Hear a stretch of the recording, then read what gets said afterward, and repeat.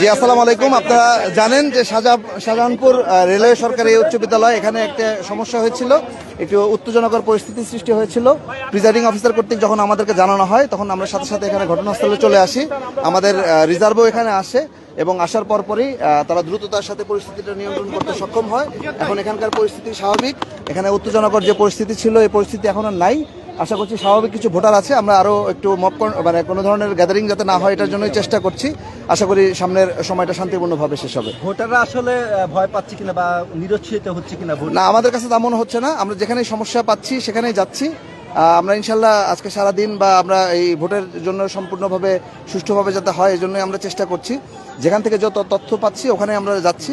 ইনশাল্লাহ জনগণের মনে তারা এখানে ভোট দেওয়ার জন্য সেই সাহসটা খুঁজে পাবে। প্রার্থীদের পক্ষ থেকে আপনাদের কাছে কোনো অভিযোগ এই মুহূর্তে তারা মৌখিক বা লিখিত অভিযোগ? না, কোনো মাঝে মাঝে বিভিন্ন রাজনৈতিক কর্মীরা হয়তো আপনাদের করছে, কিন্তু আমরা মূলত প্রিজাইডিং অফিসার যেখানে সমস্যা ফিল করছেন বা আমাদের গোয়েন্দা সংস্থা কর্তৃক যেখানে সমস্যা আমরা পাচ্ছি সেখানে আমরা যাচ্ছি এবং ওখানকার পরিস্থিতি আমরা করেছি। আপনারা জানেন যে এটি একটি গুরুত্বপূর্ণ একটি কেন্দ্র। এখানকার যে পরিস্থিতি ছিল, আশা করি আমার মনে হয় এখন সব ঠিক হয়ে গেছে। ধন্যবাদ।